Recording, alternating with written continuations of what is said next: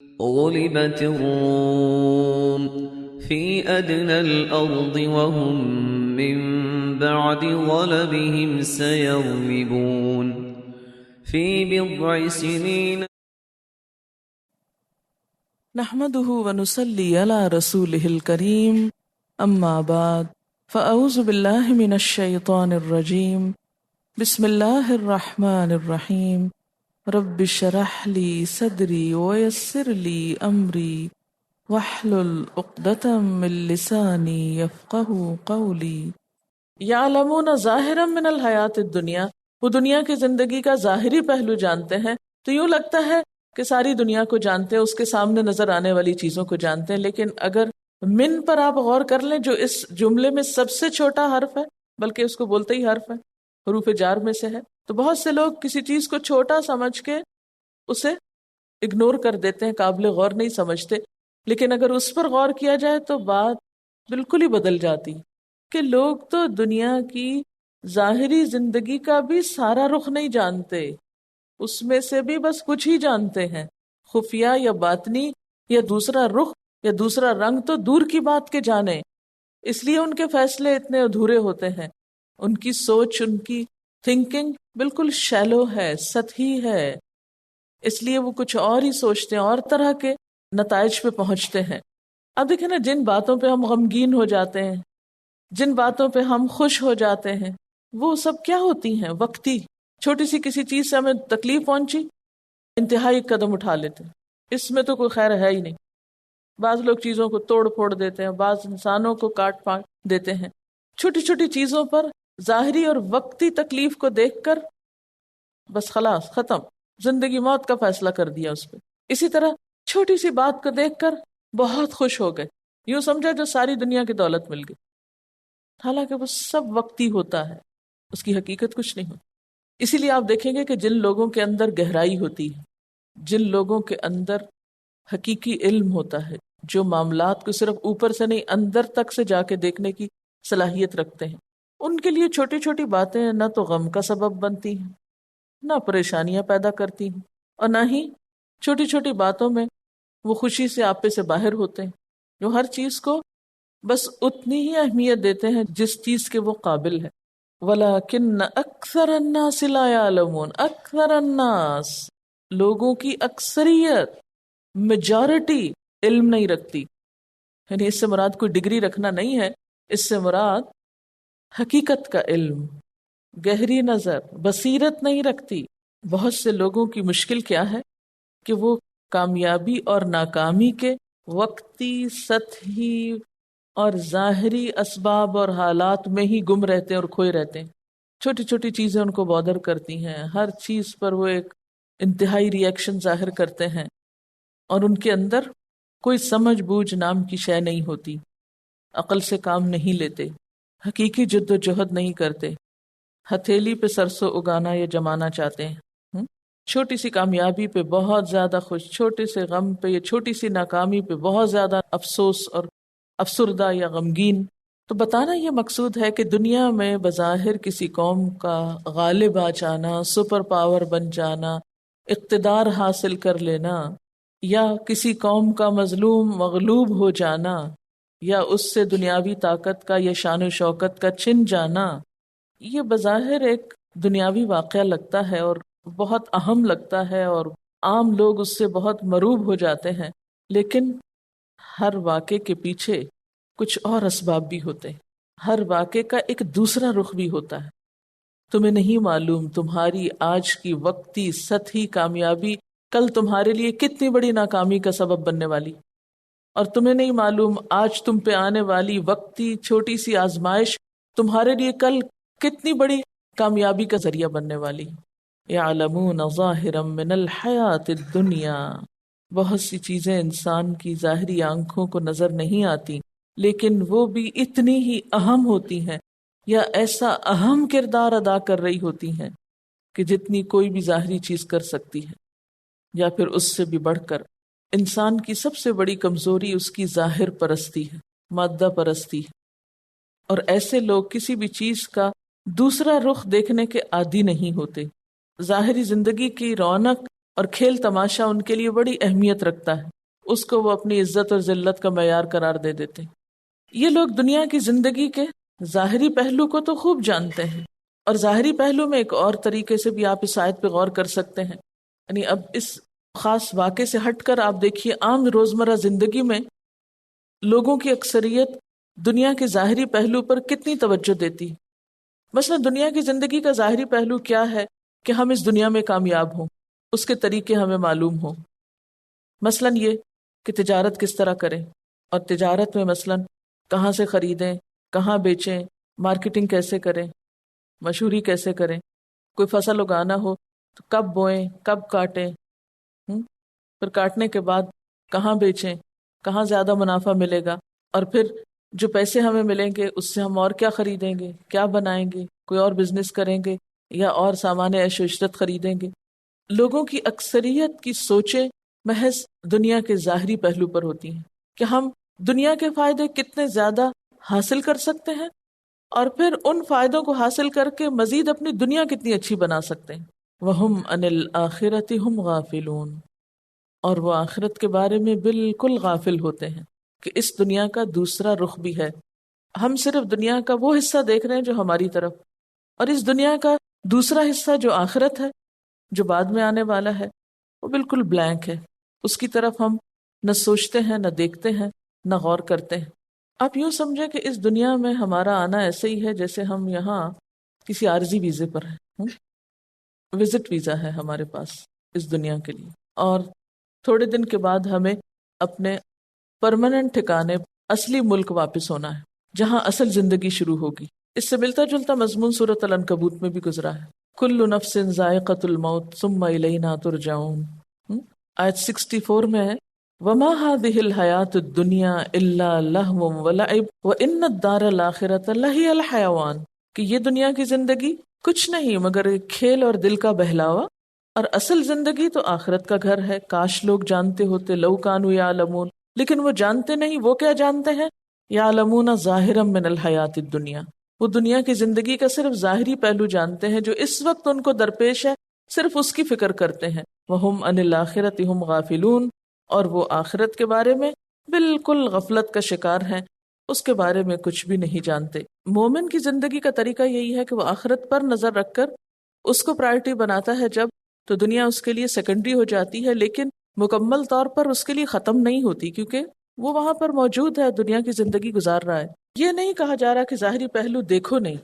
ایک بات کو یاد رکھیے کہ اللہ تعالیٰ نے یہاں ظاہری پہلو کو کنڈیم نہیں کیا، لیکن جس چیز کا یہاں ذکر کیا جا رہا ہے وہ یہ ہے کہ صرف ظاہر میں ہی نہیں کھو جاؤ، ظاہر سے آگے بھی جاؤ۔ پھر آپ دیکھیے کہ ہمیں یہ جو دعا سکھائی گئی ہے، وَلَا تَجْعَلِ الدُّنْيَا أَكْبَرَ هَمِّنَا وَلَا مَبْلَغَ عِلْمِنَا، اس کا کیا مطلب ہے کہ اللہ دنیا کی زندگی کو ہی ہمارا سب سے بڑا غم نہ بنا دینا، اور دنیا ہی کی زندگی ہمارے علم کا سورس نہ ہو، یعنی ہمارے پاس صرف دنیا کے کسی علم کی ڈگری پر ہی اطمینان کافی نہ ہو، بلکہ ہمیں اس سے آگے بڑھ کر اپنے اصل گھر کے بارے میں بھی بہت کچھ پتا ہو کہ وہاں ہمیں کس طرح رہنا ہے اور ہمیں کیا کرنا ہوگا، جس کے بارے میں اکثریت غافل رہتی ہے۔ کیونکہ بہت سے لوگوں کو دنیاوی علوم کے بارے میں تو خوب مہارت ہوتی، دنیا کی زندگی کو اچھے طریقے سے، کامیاب طریقے سے گزارنے کا فن، علم، ہنر، صلاحیت، مہارت خوب رکھتے ہیں، لیکن آخرت کے معاملات سے بالکل غافل ہوتے ہیں، جس کا نفع ہمیشہ کے لیے ہے۔ وہ یہاں رہ کر صرف یہاں کی زندگی کے لیے کوشش کرتے رہتے ہیں، اور کل ان کو بھولا ہوا ہے، جبکہ کل جب شروع ہوگا تو یہ دنیا کی زندگی تو صبح یا شام کا ایک پہر نظر آئے گا۔ اس لیے ہمیں اپنی زندگی میں بیلنس لانا ہوگا، جہاں دنیا میں رہنے کے لیے دنیاوی امور کی سمجھ بوجھ ضروری ہے، وہاں آخرت میں جانے کے لیے آخرت کے امور کی جان پہچان، اور وہاں کیا کچھ چاہیے، وہاں کن چیزوں کی ضرورت ہے، وہ جاننا بھی بے حد ضروری ہے۔ یہ ظاہر پرستی اتنی زیادہ عام ہو گئی نا کہ ہم انسانوں کے معیار بھی صرف ظاہر پہ دیکھتے ہیں، کسی کو اس کے اخلاق سے، تقوی سے نہیں پہچانتے، صرف اس کی ظاہری شکل و صورت، اس کے مال و دولت اور اس کے ظاہری چمک دمک کی بنیاد پہ پہچانتے ہیں۔ اولم یتفکروا فی انفسہم، کیا انہوں نے کبھی اپنے آپ میں غور و فکر نہیں کیا؟ خود کو تو دیکھیں، اپنی ذات کے بارے میں تو سوچیں، خود کو ملنے والی نعمتوں کے بارے میں تو غور و فکر کریں۔ کبھی نہیں کرتے کہ اللہ نے کیا کچھ دے رکھا ہے انہیں۔ اولم یتفکروا فی انفسہم ما خلق اللہ السماوات والارض وما بینہما الا بالحق واجل مسمی، کہ اللہ نے زمین اور آسمانوں کو اور ان ساری چیزوں کو جو ان کے درمیان ہیں برحق اور ایک مقرر مدت ہی کے لیے پیدا کیا ہے۔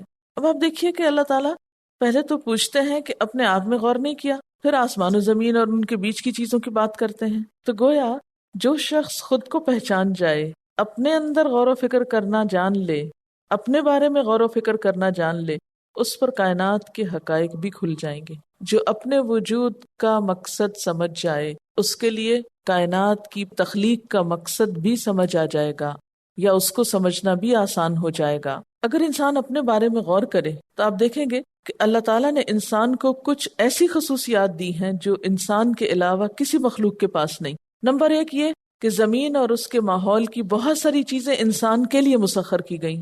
نمبر 2 یہ کہ باقی ساری مخلوق کے مقابلے میں انسان کو آزادی رائے ملی ہے، راہ زندگی کے انتخاب میں آزاد چھوڑا گیا ہے، چاہے تو مسلمان بنے، چاہے تو کفر اختیار کرے۔ اور تیسری چیز یہ کہ انسان کے اندر پیدائشی طور پر اخلاق کی حس رکھ دی گئی ہے، بیسک ہیومن ایتھکس جو ہوتے ہیں یونیورسلی ہر جگہ تمام انسانوں کے اندر کامن ہوتے ہیں۔ فرمایا کہ دیکھو اس پوری زمین و آسمان کے اندر اپنے وجود کو، کہ یہ سب کچھ تمہارے لیے بنا۔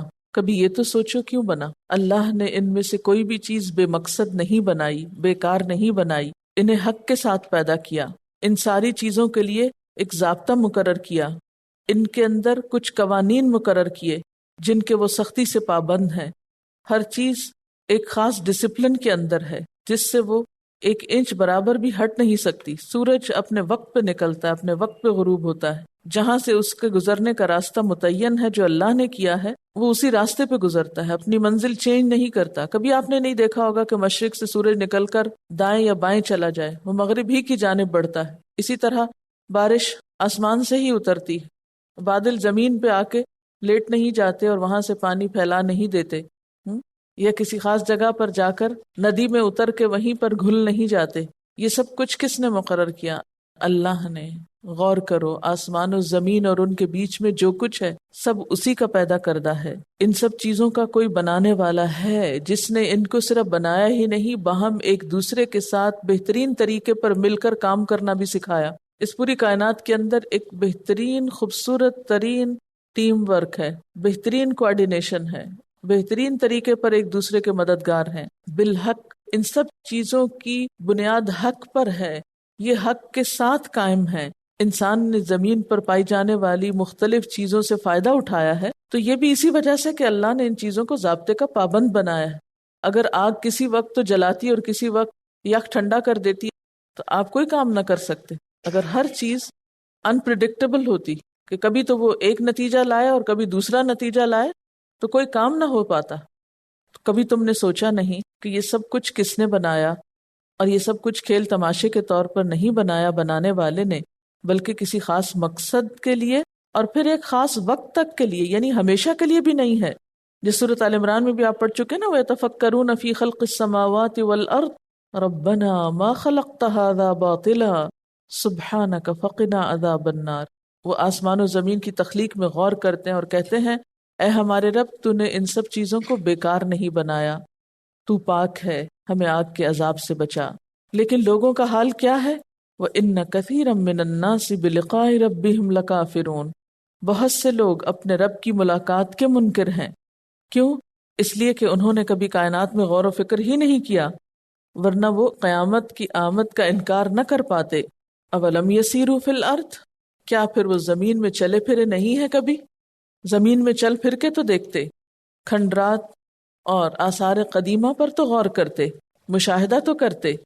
فینظروا، پھر وہ دیکھتے، کیف کان عاقبۃ الذین من قبلہم، کس طرح ہوا انجام ان لوگوں کا جو ان سے پہلے گزرے۔ کانوا اشد منہم قوۃ، وہ قوت میں ان سے زیادہ بڑھ کر تھے۔ وَأَثَارُوا الْأَرْضَ وَعَمَرُوهَا، اور انہوں نے زمین کو خوب ادھیڑا، خوب کھودا۔ اکثر مما عمروها، اور اس کو آباد کیا اس سے بڑھ کر جتنا انہوں نے اس کو آباد کیا۔ وجاءتهم رسلهم بالبینات، اور ان کے پاس ان کے رسول کھلے دلائل لے کر آئے۔ فما کان اللہ لیظلمهم، اللہ تعالیٰ ایسا نہیں کہ ان پر ظلم کرتا، وَلَٰكِن كَانُوا أَنفُسَهُمْ يَظْلِمُونَ، لیکن وہ اپنی جانوں پر خود ظلم کرتے رہے۔ یہاں اللہ تعالیٰ کائنات میں غور و فکر کے بعد خصوصی طور پر زمین میں اور زمین کے بھی آثار قدیمہ میں غور و فکر کی دعوت دے رہے ہیں۔ اور آپ نے دیکھا ہوگا کہ مسلمانوں کی بنسبت آج کے دور میں وہ اقوام جو اللہ اور یوم آخرت کو مانتی نہیں، وہ زمین کو خوب ادھیڑ رہی ہیں، خوب کھود کرید کر رہی ہیں، اور ہر وقت آثار قدیمہ کی تلاش میں ہیں، زمین کے اوپر پائے جانے والے کھنڈرات کو بھی دیکھتے ہیں، اور زمین کھود کھود کے نیچے سے بھی نکال نکال کے دیکھ رہے ہیں، لیکن ان ساری کوششوں کا کوئی بھی مثبت نتیجہ سامنے نہیں آتا، یہ اس کنکلوژن کو نہیں پہنچتے جس پہ ان کو پہنچنا چاہیے تھا۔ یہ دیکھتے تو ہیں کہ مختلف علاقوں میں لوگوں پر، قوموں پر عذاب آئے، لیکن کبھی نہیں سوچتے کہ کیوں آئے، یہ سارے اکٹھے کیوں مر گئے۔ پچھلے دنوں نیشنل جیوگرافک میں دیکھ رہی تھی کہ ایک اسی طرح آثار قدیمہ کا ماہر شخص تھا، اس نے اسی طرح کسی علاقے کی چھان بین کی، وہاں سے زمین کی تہیں کھود کھود کے اس کے اندر سے بہت سے کھوپڑیوں کو نکالا، اور پھر اپنے گھر میں ایک کمرہ میوزیم کے طور پہ بنایا۔ تقریباً 100 کے قریب کھوپڑیاں جو ہیں وہ اس نے جمائی ہوئی ہیں، اور وہ کہتے ہیں کہ they are like my family, اور میں ان کے ساتھ ہی رہتا ہوں، اور اتنی وحشتناک اور ہیبت ناک وہ ان کی کھوپڑیاں تھیں۔ تو میں سوچتی تھی کہ ان سے عبرت کیا ہوگی، اتنا اس پہ وہ لمبی چوڑی ریسرچ اس نے کی، لیکن ایک بات مسنگ ہے اس میں سے کہ ان کے ساتھ یہ سب کچھ کیوں ہوا، ان سب کا قصور کیا تھا۔ ہم بس اتنا کہہ دیتے ہیں زلزلہ آ گیا، ان نون ریزنز تھے، کوئی بیماری آ گئی تھی ان پر، وہ بیماری کیوں آ گئی تھی، باقی لوگوں پہ کیوں نہ آ گئی اس وقت دنیا میں، انہی پہ کیوں آئی، ان کا کیا قصور تھا۔ اور یہاں پر خاص طور پہ اہل مکہ کو کہا جا رہا ہے کہ اہل مکہ، تم ویسے تو اپنے تجارتی سفروں میں خوب آتے جاتے ہو، کبھی ذرا نگاہ عبرت کھول کے دیکھو، قوم عاد، قوم سمود کی بستیوں پہ کبھی نظر ڈالو جو تم سے پہلے گزریں، ان کے اندر جسمانی قوت بھی بہت تھی، کانو اشد منہم قوتن، منہم سے مراد کیا ہے، اہل مکہ، قریش، جسمانی اعتبار سے بھی تم سے زیادہ مضبوط تھے، ان کی عمریں بھی بڑی لمبی ہوتی تھی، وَأَثَارُ الْأَرْضِ، انہوں نے زمین کو خوب کھودا کریدا، خوب ادھیڑا۔ اثارت ان کہتے ہیں کھیتی باڑی کے لیے زمین کو خوب الٹ پلٹ کرنا، یا پھر پانی اور معدنیات نکالنے کے لیے زمین کھودنا۔ اہل مکہ تو کھیتی باڑی سے آشنا نہیں تھے، لیکن جن قوموں کا ذکر قرآن میں ملتا ہے، قوم عاد اور سمود، انہوں نے تو زمین کو خوب آباد کیا تھا، ان کی تو بہترین زراعت تھی۔ اس کے بعد قوم سبا، ان کو اللہ تعالیٰ نے دنیاوی اعتبار سے بھی دولت کے علاوہ زمین کی بے شمار پیداوار عطا کر رکھی تھی، رنگ رنگ کی پیداوار ان کو دے رکھی تھی۔ کیا تم چل پھر کے دیکھتے نہیں ہو کہ ان کا انجام کس طرح ہوا؟ ان کا یہ انجام ان کے حق سے انکار کی وجہ سے ہوا۔ اگرچہ دنیاوی اعتبار سے وہ بہت مضبوط لوگ تھے، دنیاوی اعتبار سے انہوں نے زمین میں بڑے بڑے کارنامے سر انجام دیے تھے، اسباب معاش بھی ان کو بہت زیادہ حاصل تھے تمہاری نسبت، انہوں نے عمارتیں بھی زیادہ بنائی تھیں، زراعت اور کاشتکاری بھی خوب کی تھی، رزق کے وسائل بھی ان کے پاس خوب تھے، لیکن ہوا کیا ان کے ساتھ کہ اتنی زیادہ دنیاوی ترقی کے باوجود وَجَاءَتْهُمْ رُسُلُهُمْ بِالْبَيِّنَاتِ، اور ان کے رسول ان کے پاس جب کھلی نشانیاں لائے اور ان نشانیوں کو وہ نہیں مانے، تو نتیجہ کیا ہوا؟ تمام تر قوتوں، ترقیوں اور خوشحالی کے باوجود وہ تباہ و برباد ہو کر رہ گئے۔ فَمَا كَانَ اللَّهُ لِيَظْلِمَهُمْ، پھر اللہ ان پہ ظلم کرنے والا نہ تھا کہ بغیر ان کے گناہوں کے ان کو عذاب دیا اس نے، وَلَٰكِن كَانُوا أَنفُسَهُمْ يَظْلِمُونَ، مگر وہ خود ہی اپنے اوپر ظلم کر رہے تھے، اللہ کا انکار کر کے، اس کے رسولوں کا انکار کر کے، اللہ تعالیٰ کی بھیجی ہوئی نشانیوں کا انکار کر کے، ان سے سبق حاصل نہ کر کے۔ دیکھو ان پہ کیا گزری، ثُمَّ كَانَ عَاقِبَةَ الَّذِينَ أَسَاءُوا السُّوءَ، آخر کار جن لوگوں نے برائیاں کی تھی ان کا انجام بہت برا ہوا، ان کذبوا بآیات اللہ، اس لیے کہ انہوں نے اللہ کی آیات کو جھٹلایا، وکانوا بہا یستہزئون، اور وہ ان کا مذاق بھی اڑاتے تھے، یعنی صرف جھٹلایا ہی نہیں، اللہ کی آیات کا مذاق بھی کرتے تھے۔ یہاں سوء جو ہے یہ سوء ان سے ہے، اسوأ کا مؤنث ہے، جیسے احسن کا مؤنث حسنہ ہوتا ہے، اسی طرح سوء سے اسوأ اور اسوأ کا مؤنث سوء ہے، بدترین انجام مراد ہے۔ یہ بدترین انجام کیوں ہوا؟ کیونکہ انہوں نے برے کام کیے، اساءوا، اور خاص برائی کیا تھی؟ نمبر 1 اللہ کی آیات کو جھٹلانا، اور نمبر 2 اللہ کی بھیجی ہوئی نشانیوں کا مذاق اڑانا۔ سورۃ العنکبوت میں کہا گیا کہ کیا انہوں نے دیکھا نہیں کہ کیف بدا الخلق، تخلیق کی ابتدا کیسے ہوئی. یہاں پر اللہ تعالیٰ اس کا جواب دیتے ہیں، اللہ یبدأ الخلق، اللہ ہی نے ابتدا کی خلق کی، اللہ ہی خلق کی ابتدا کرتا ہے. ثم یعیدہ، پھر وہ اس کا اعادہ بھی کرے گا، یعنی جس طرح اس نے پہلی بار پیدا کیا ہے اسی طرح دوبارہ بھی پیدا کرے گا. اچھا، ایک بات حیران کن ہے کہ قرآن پاک میں جہاں خلق کی ابتدا کی بات آتی ہے ساتھ ہی انتہا کی بات بھی آتی.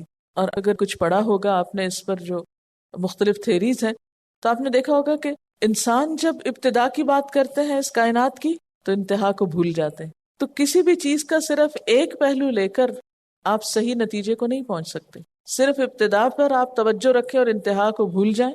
مثلاً آپ کوئی کام شروع کر دیں اور یہ بھول جائیں کہ اس کا اینڈ کہاں ہونا ہے یا کیسے ہونا ہے تو نتیجہ کیا نکلے گا. مثلاً آپ گھر میں پانی کی ٹینکی بھرنے کے لیے موٹر آن کر دیں اور آن کر کے گھر سے نکل جائیں تو واپسی تک کیا ہوگا؟ یعنی آپ نے ابتدا تو کر دی، موٹر تو چلا دی، انتہا کو بھول گئے کہ اسے بند بھی کرنا ہے، اس کا کوئی اینڈ بھی ہے. اسی طرح کوئی بھی کام، مثلاً آپ گھر سے نکل کھڑے ہوئے، چلنا تو شروع کر دیا آپ نے لیکن یہ بھول گئے کہ جانا کہاں تھا. تو ایسا شخص مریض ہی ہوتا ہے نا بیچارہ، جو بھول جائے کہ اس کو آگے کیا کرنا ہے. اور یہ مرض بعض اوقات اتنی شدت اختیار کرتا ہے، آپ کو یاد ہوگا الزائمر کے بارے میں جب ہم نے پڑھا تھا، اتنی شدت بعض اوقات اختیار کرتا ہے کہ مریض یہ بھی بھول جاتا ہے کہ اس نے منہ کھولا تو بند بھی کرنا ہے، یا یہ کہ کوئی چیز اٹھائی ہے تو اس کو رکھنا بھی ہے. یعنی جب اپنی آخری سٹیجز پر ایسے مرض پہنچتے ہیں کتنی قابل رحم حالت ہو جاتی ہے ان لوگوں کی جس بیماری کا شکار ہو جاتے ہیں. یہ چھوٹے چھوٹے اس کے اثرات تو ہم میں سے ہر ایک کے اندر پائے جاتے ہیں. چھوٹی چھوٹی باتوں کو بھول رہے، میں بھول گئی تھی، یہ تو ایک عام جملہ ہے ہم سب کا. کچھ باتیں تو واقعی ہم بھول جاتے ہیں اور کچھ کے لیے بہانہ کر دیتے ہیں دوسرے کو ٹالنے کے لیے. لیکن جب یہ مرض شدت اختیار کرتا ہے تو کتنا قابل رحم ہوتا ہے وہ انسان جس پہ یہ غالب آ جاتا ہے. میری ایک بہت ہی پیاری شاگرد ہے اور بہت ہی اچھی، فادر اس کے اس بیماری کا شکار ہے اور مدر نسبتاً کم، اور وہ خود ڈاکٹر ہے. لٹرلی وہ پھوٹ پھوٹ کے روئی ہے میرے پاس کہ مجھے کوئی ایسی دعا بتائیں، کیونکہ مجھے اپنے والد کی حالت پہ رحم آتا ہے کہ اگر ہم ان کو ٹوائلٹ لے جاتے ہیں تو ان کو زبردستی بٹھانا پڑتا ہے، بیٹھ جائیں تو وہ اٹھنا بھول جاتے ہیں، ان کو اٹھانا پڑتا ہے. ویسے صحت مند ہیں، کھاتے پیتے ہیں، یعنی چل پھر سکتے ہیں، بولتے ہیں، دیکھتے ہیں، سب کچھ کرتے ہیں، لیکن میموری آخری حد تک خراب ہو چکی ہے. ایسے شخص کو تو ہم کہیں گے کہ بیمار ہے اور اس پہ ہمیں ترس بھی آتا ہے اور رحم بھی آتا ہے اور دعا بھی اس کے لیے کرتے ہیں. لیکن اچھے بھلے لوگ جو اپنے آپ کو علماء کہتے ہیں، سائنٹسٹ کہتے ہیں اور بہت عقل مند سمجھتے ہیں، اگر وہ دنیا کی ابتدا اور انتہا کے بارے میں یہی رویہ اختیار کریں کہ وہ ابتدا کے بارے میں تو خوب غور و فکر کریں اور طرح طرح کے نظریات لائیں اور اس بات کو بھول جائیں کہ انتہا کہاں ہونی ہے اور انتہا کیسی اور انتہا کے بعد کیا ہے. کیونکہ کوئی بھی چیز ایسی نہیں دنیا میں کہ جس کی صرف ابتدا اور انتہا کوئی نہ ہو، کیونکہ ابتدا کے بعد انتہا ضروری ہوتی، اس کے بغیر بات مکمل ہی نہیں ہوتی. یعنی ایک عام عقل رکھنے والا انسان بھی اس پر غور کرتا ہے کہ ہر ابتدا کی انتہا ہے، ورنہ تکمیل ہے ہی نہیں کسی بھی چیز کی. اور پھر جب کبھی انتہا کی بات بھی کرتے ہیں تو وہاں بھی غلط فہمی کا شکار ہے. جیسے ابتدا کے بارے میں دھوکے کا شکار ہے، ایسے ہی انتہا کے بارے میں دھوکے کا شکار ہے. تو جو شخص اتنی نادانی میں جی رہا ہو اس کی ہلاکت کا پھر کیا عالم ہوگا، جس کو نہ ابتدا کی درست انفارمیشن ہے اور نہ ہی انتہا کی صحیح خبر ہے. چلیے، یہ معاملہ جب تک ان لوگوں میں تھا جو اللہ رسول کو نہیں مانتے، آخرت کو نہیں مانتے، تو کوئی بات نہیں. لیکن کیا کہیں گے آپ اپنے بچوں کے بارے میں جن کو اچھی خوبصورت کتابوں میں یہی کچھ پڑھایا جا رہا ہے اور وہ عملی طور پر اسی سوچ کا شکار ہے کہ وہ ابتدا اور انتہا کے بارے میں بہت سے کنفیوژن اور غلط فہمی کا شکار ہے، اس پہ وہ سوچنا ہی نہیں چاہتے اور یہیں سے انسان کا بگاڑ شروع ہو جاتا ہے، کیونکہ لاسٹ ہو گیا نا وہ شخص. اللہ یبدأ الخلق ثم یعیدہ ثم الیہ ترجعون، پھر تمہیں اس کی طرف لوٹایا جائے گا. یعنی صرف ابتدا اور انتہا ہی نہیں کہ چلے ہم منطقی طور پہ یہ مان جائیں کہ جس چیز کی ابتدا ہے اس کی انتہا ہونی ہے، نہیں، صرف اتنا ماننا بھی کافی نہیں، ساتھ یہ بھی سوچنا ہوگا کہ ہماری واپسی اس کی طرف ہے، وہاں ہمیں حساب دینا ہے، جواب دینا ہے. جس رب نے یہ سب کچھ دیا، یہ پھیلایا دسترخوان ہمارے لیے، پھر وہ سمیٹے گا بھی اور ہم سے پوچھے گا بھی کہ میری نعمتوں کو پا کر تم نے کیا کیا. وہاں تو پھر عدل و انصاف ہوگا، اور ہوگا کیا، تھوڑا سا اس کا نقشہ دے. ابلاس کا معنی ہوتا ہے اپنے موقف یا اپنے نظریے کے بارے میں کوئی دلیل پیش نہ کر سکنا، اپنے موقف کے اس بات میں کوئی دلیل نہ لا سکنا، حیران اور ساکت کھڑے رہنا. پھر اس کو نا امیدی کے مفہوم سے بھی تعبیر کرتے ہیں. تو مبلس کون شخص ہے، ذرا سا امیجن کریں، ایسا شخص جو نا امید خاموش کھڑا ہو جس کے پاس اپنی غلطی کا کوئی جواز نہ ہو، کوئی دلیل نہ ہو، کوئی بہانہ نہ ہو، کوئی عذر نہ ہو، جو حیران پریشان ہو، حق تک دیکھ رہا ہو، ٹک ٹک دیکھ رہا ہو، سخت مایوس، غمگین اور پریشان ہو۔ قیامت کے دن کافروں کا، مجرموں کا یہی حال ہوگا۔ جب عذاب سامنے آئے گا تو ہر خیر سے مایوس ہو جائیں گے۔ دلیل اور حجت اور تعویل جو دنیا میں انہوں نے گھڑی ہوئی تھی وہ سب تو گم ہو جائیں گی، وہ ساری اتنی چھوٹی نظر آئیں گی کہ ان میں سے وہ کوئی بھی پیش نہ کر سکیں گے۔ آج دنیا میں ہم بڑھ چڑھ کر حق کے خلاف باتیں کرتے ہیں، مذاق اڑاتے ہیں، دین سے بھاگتے ہیں، لیکن قیامت کے دن ایسے سارے مجرم جب پیش کیے جائیں گے تو سخت مایوس ہو چکے ہوں گے کہ وہ جو ہم نے اپنی نجات کے نسخے تجویز کر رکھے تھے ان میں سے تو ایک بھی کام نہ آیا۔ عام طور پر ہم ایک لفظ بولتے ہیں شوق میں چلے جانا، فلاں شخص شوق میں چلا گیا۔ کیسا ہوتا ہے وہ شخص جس کو شوق لگ جاتا ہے، شوق میں چلا جاتا ہے؟ جو کیا تصویر ہوتی ہے اس کی، دیکھ رہا ہے دیکھ رہا ہے دیکھ رہا ہے۔ پچھلے دنوں مجھے ایک خاتون کو دیکھنے کا اتفاق ہوا، وہ بھی دیکھنے میں بالکل ٹھیک تھی، لیکن کہتے ہیں کہ 2 سال پہلے معلوم نہیں کیا ہوا ان کو، کچھ پتہ نہیں چلا، کوئی ڈاکٹر، کوئی حکیم، کوئی پیر فقیر، کوئی سیانہ، کوئی نہیں بتا سکا کہ ان کو ہے کیا۔ اچھی خاصی دیکھنے میں صحت مند خاتون، صرف 2 سال پہلے اچانک ہی ان کو کچھ ہوا اور انہوں نے بولنا چھوڑ دیا۔ بول سکتی ہیں، بولتی نہیں ہیں، دیکھتی ہیں، دیکھتی رہتی ہیں، کوئی دم کرو، کوئی دوا دو، کچھ کرو، کسی بات کا اثر نہیں۔ تو مجھ سے ملوانے کے لیے بلایا، میں نے ان سے کئی سوال کیے، کتنی ہی باتیں بتائیں ان کو، کتنا کچھ پوچھا، میں نے ان کا نام ان سے پوچھا، ان کا حال پوچھا، وہ مجھے صرف دیکھتی جا رہی تھی، دیکھتی جا رہی تھی، دیکھتی جا رہی تھی، بول نہیں رہی تھی بالکل۔ تو میں جب یہ لفظ پڑھتی ہوں یبلس المجرمون، بالکل تصویر میری آنکھوں کے سامنے آ جاتی ہے۔ تو قیامت کے دن مجرموں سے جب پوچھا جائے گا بتاؤ کیوں اللہ کی نافرمانی کی، کیا بہانہ تھا تمہارے، کیا عذر تھا، کیا مجبوری تھی جس کو تم مجبوری بنا کے بیٹھے ہوئے تھے، کوئی جواب نہیں دے سکیں گے، ان کی زبانیں بند ہو جائیں گی، منہ سیل کر دیے جائیں گے، صرف دیکھتے کہ دیکھتے رہ جائیں گے۔ دنیا میں بھی ایسا ہوتا ہے نا، جب انسان پر غم کی شدید کیفیت ہوتی ہے، جیسے کسی کا کوئی بہت بڑا نقصان ہوتا ہے، کوئی بہت بڑے حادثے سے کوئی گزرتا ہے، تو عام طور پر دیکھا ہوگا کہ لوگ غم کی شدت میں کیا کرتے ہیں، بالکل ٹک ٹک دیکھتے رہتے ہیں، گھورتے رہتے ہیں، لیکن سکتے میں جیسے چلے جاتے ہیں، کوئی بات نہیں کرتے۔ تو عموماً ڈاکٹرز کیا تجویز کرتے ہیں، رلاؤ اس کو، بلواؤ اس کو، ورنہ یہ ایسے ہی جامد ہو جائے گا۔ یہی منظر قیامت کے دن ہوگا، مجرم اپنا انجام دیکھ کر بس دیکھتے ہی رہ جائیں گے۔ وَيَوْمَ تَقُومُ السَّاعَةُ يُبْلِسُ الْمُجْرِمُونَ، بالکل مایوس۔ وآخر دعوانا ان الحمد للہ رب العالمین۔ سبحانک اللہم وبحمدک، نشہد ان لا الہ الا انت، نستغفرک ونتوب الیک۔ والسلام علیکم ورحمۃ اللہ وبرکاتہ۔